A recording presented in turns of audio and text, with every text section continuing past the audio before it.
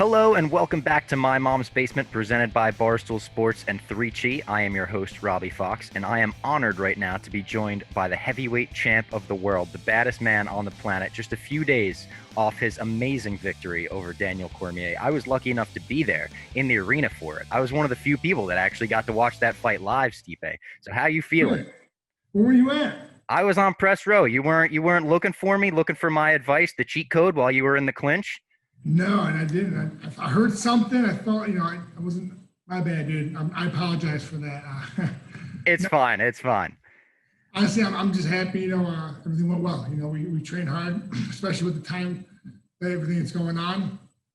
But I am, we're happy. It was a team effort. It wasn't just me and there was my coaches, and it was awesome.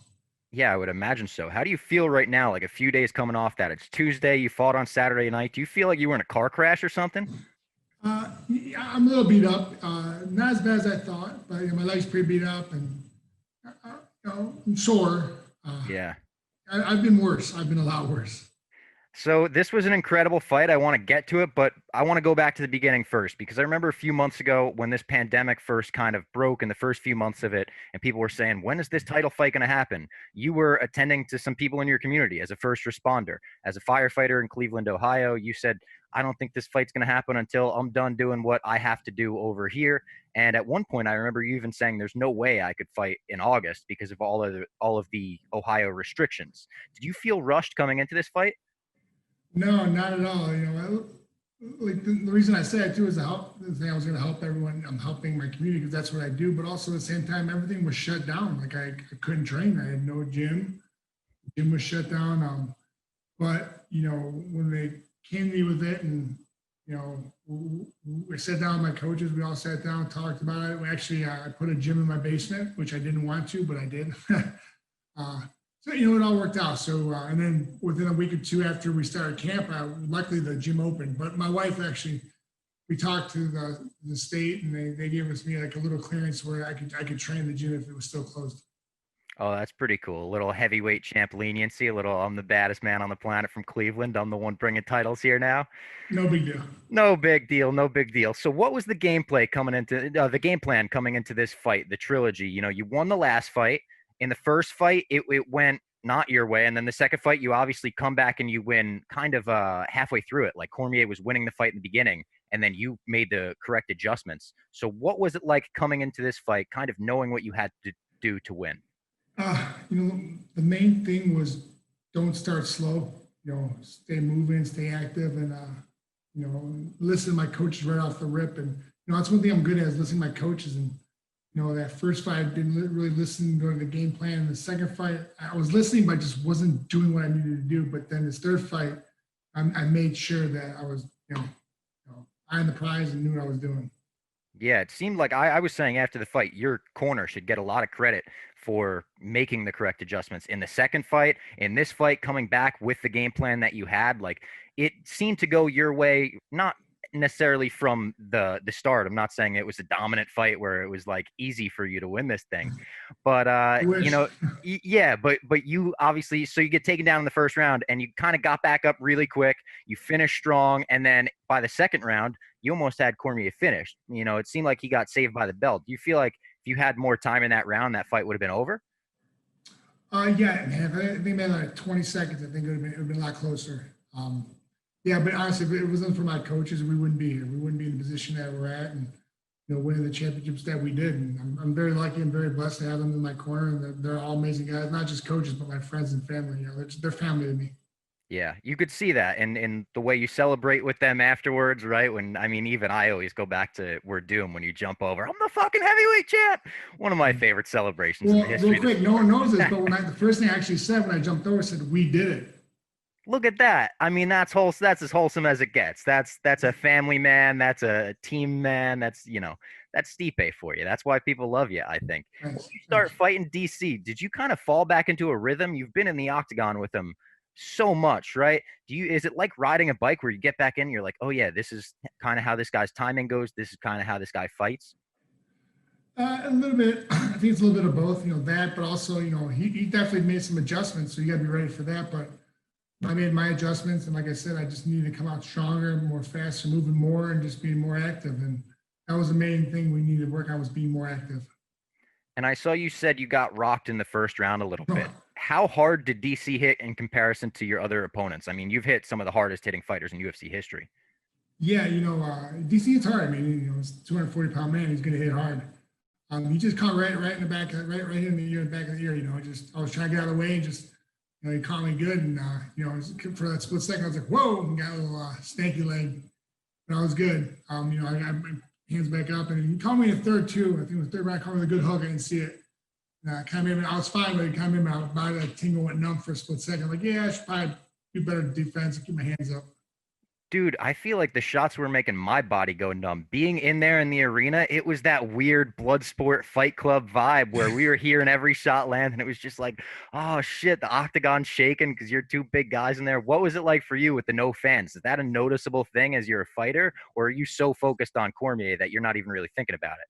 No, it was a little awkward just because, people are screaming, I didn't hear you suck or you're going to get knocked out or anything like that. But, it was a little weird. But, once, we did everything, got my grease on, mouthpiece in, ready to go. Once I stepped in the octagon, it was game time. There was, I got another man trying to beat me up. So it's kind of fight or fight. Was it like easier to hear your corner? Were you more focused on them because of that? Was that helpful? Yeah, actually, I loved it. I would hear him clearly. It was great, and plus it wasn't as hot. It was still hot, but it wasn't. When you usually have like 15,000 people screaming, it's a little hot. Not terribly, but it was definitely a lot cooler, which I didn't mind. Dude, I was freezing my ass off on press row. I swear to you, I was literally like, kept saying to my cameraman, like, I need a hoodie or something here. It was a little chilly in the apex, but I mean, once you start fighting, I'm sure. I'm sure. So you poked him in the eye later in the fight, and I mean, you got poked in the eye early on in the fight, and I can't imagine what was going through your mind then. Just like, oh, here we fucking go again after all the issues you have had. Well, he apologized. It's all good. Water on the bridge. Of course, but then as you poke him, this has kind of become a narrative about the fight, right? Because he has the wonky eye now and all of that. When you poke him, I'm not saying you poked him and you went, oh, fucking karma, dude. But when he's screaming at Mark Goddard and all that, is there any part of you that inside you're like, yes, dude, this, like, I know what you're going through because I went through this. Now you get it. Feel my pain. Yeah, honestly, I had no idea I poked him in the eye until after that round. We're sitting between rounds and that big screen was right above him. Yeah. I'm like, oh shit. I was like, oh dude, my bad. I had no idea. I'm so sorry. I apologize a ton of times. So when you poke someone in the eye like that, you really just have no idea as a fighter. I guess the adrenaline's going, all the contacts happen. You have no idea. Like, it was just like, oh, I guess that happened. Yeah, honestly, I didn't realize I did. I think it was just the heat of the moment. It happened. I didn't realize I did. I felt terrible. That's not right.